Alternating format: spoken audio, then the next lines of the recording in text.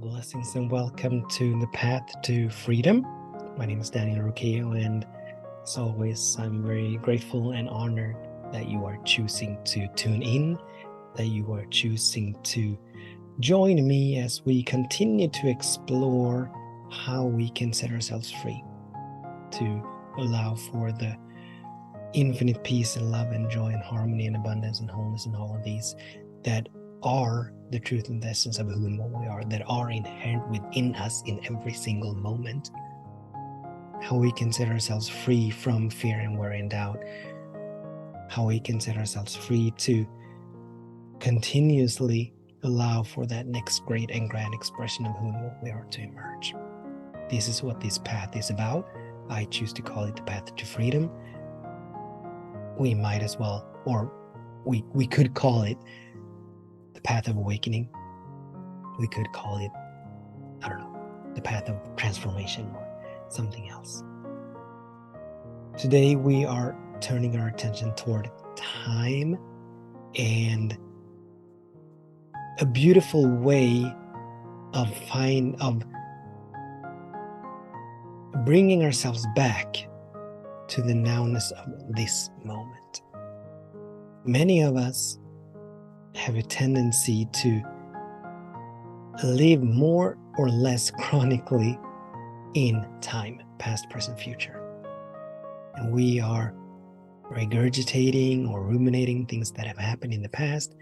We are repeating, rehearsing things that might or might not happen in some future moment. Or we are being overly concerned with what is happening right now in the present moment. If we want peace, if we want, and not only peace, if we want to experience everlasting, ever expanding, and unconditional peace, that is peace that is not brought forth by things going our way in the external world in terms of conditions and circumstances. If we want joy, harmony, wholeness, and all of these, if we want to live in that space, if we want these to be the order of our days or to reign supreme within our beings and minds, we need to find a way to get out of time. Time is a villain when it comes to messing up our minds, when it comes to feeling sorry for ourselves or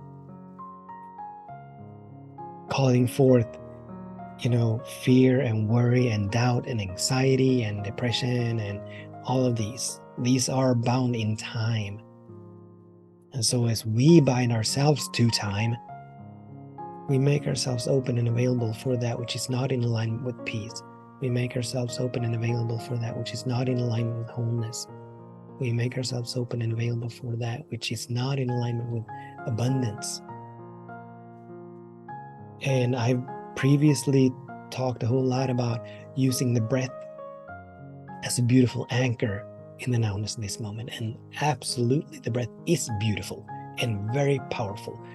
When we are fully present with our breath, whenever we remember to come back to our breath and begin again, attachments are being released. We set ourselves free. We break the handcuffs. We break the tethering. We break the imprisonment that we have had in time. Another beautiful tool that has actually recently just come to me is asking a question, a very powerful, potent, beautiful question. And the question is, what is here? We can augment it by saying or asking, what is here now? And this question has come to me as I am in a space where my mind is being pulled to some future event. There's this thing coming up in a few weeks that I have committed to, that I'm going to follow through. I'm going to honor it, but I'm not looking forward to it. it's just one of these things that I need to do to graduate from where I am. So it brings me no joy, and just thinking about it makes me experience quite low vibrations. Thinking of it, and it's not like I'm consciously turning my attention to it, but the mind is, it's like the mind is buoyed to it. So the mind cannot help itself by going there. It just keeps going there. It just keeps going there. And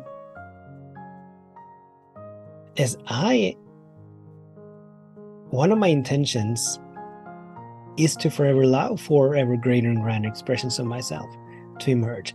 And as I asked the question a few days ago, what is mine to do? Actually, I asked, I lean into my casual conversation with the Spirit, and basically just said, God, please help me find a way to come back to knowing and feeling that all is well. Help me find a way to come back to this now moment, to live here, to be here. And it took about 24 hours, and then the answer came in the shape and in the form of this beautiful question.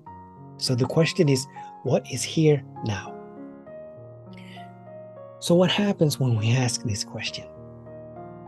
Well, for me, as I'm working with it, so my mind pulls itself into this event, and it pulls itself into the drudgery and the misery and how terrible it's going to be to move through this space. It's a space that will last a few weeks.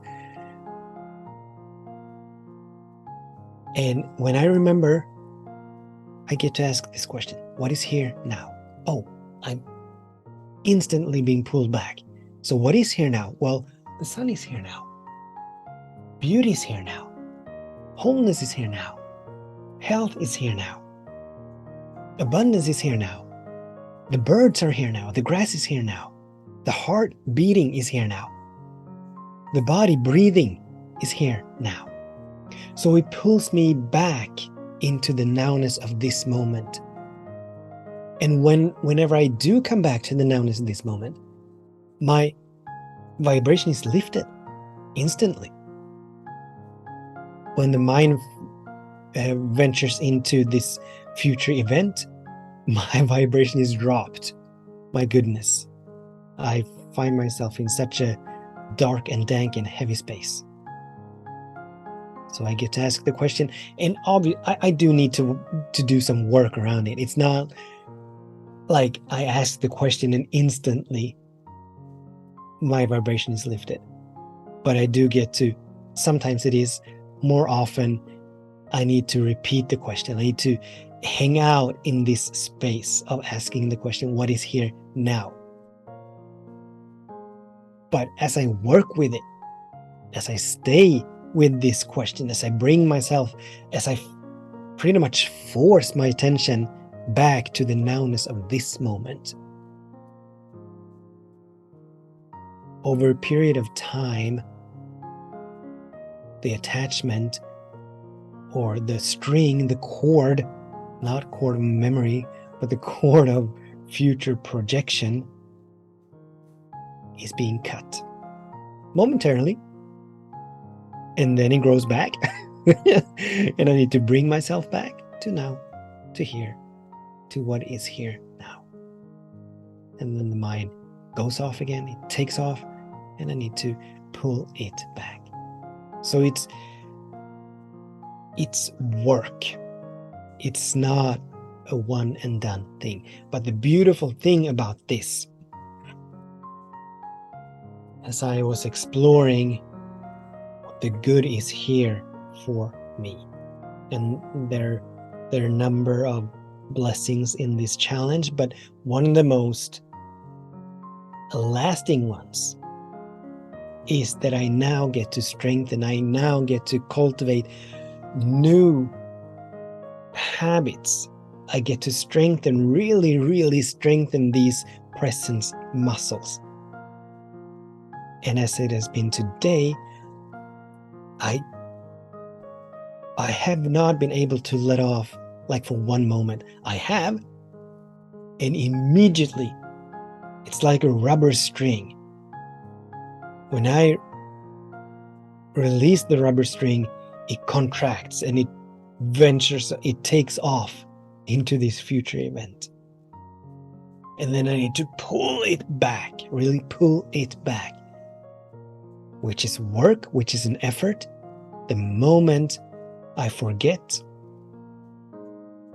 the mind takes off again. It's being pulled back by this rubber string. So it's not a one and done thing. But the beauty here is that I get to cultivate a deeper practice of being centered in the nowness of this moment, of being grounded in the nowness of this moment. The practice I used to have is not sufficient at this point. And I'm usually very steeped in the nowness of this moment. I'm usually very grounded here and now. But the practice that used to be enough is no longer enough. So I'm being called, it's like a graduation. I'm being called to a final exam of sorts so that I can graduate to the next level. So this is a beautiful way of mining the good from our challenges, asking ourselves the question, what good is here that I presently cannot see, or what's my lesson here? And really be interested in catching the answer. And that's how we navigate through whatever challenges we have. Our challenges are not God on our case. They are not God trying to make our lives miserable, but we are being prepared for something greater. Every single challenge has a gift and a blessing of transformation within it, inherent within the challenge.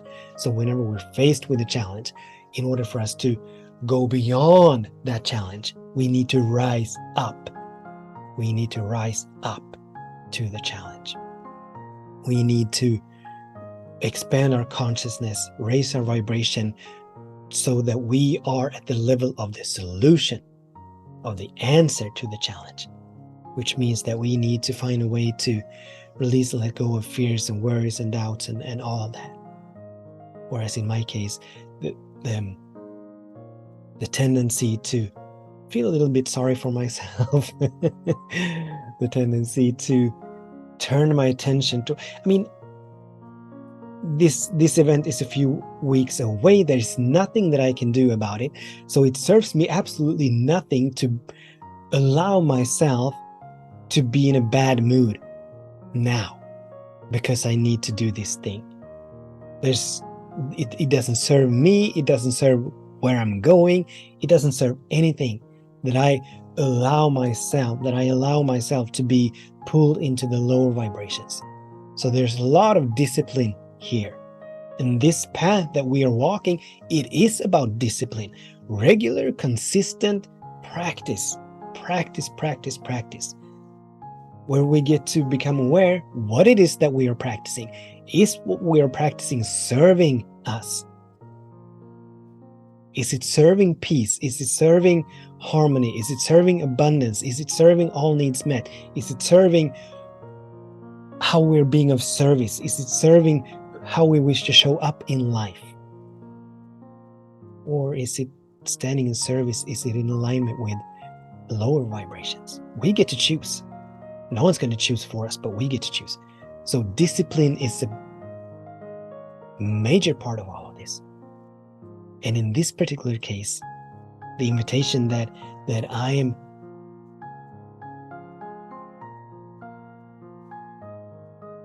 am putting forth is, how can we find a way to be more anchored and centered in the nowness this moment? And the question then is today, what is here now? What is here now? Beauty is here. Harmony is here. Stillness is here. Abundance is here. Tranquility is here. Ease, grace are here. Love is here. In this now moment. In this now moment. Not two moments from now. Not tomorrow. Not yesterday. This now moment. What is here now? What is here now? That's the question. So that's the invitation for us to lean into this question. And to make it to put it into our toolbox, to use it. To use it. So thank you so much for tuning in, for participating as we keep moving forward, ever onward, ever upward, along this beautiful path of freedom. So until we meet again, I bless your day, and I bless your way. Knowing, feeling right where you are in this now moment, in every single moment, all is well. Something wonderful is happening. Everything is working for the highest good. And much love, many blessings. Namaste.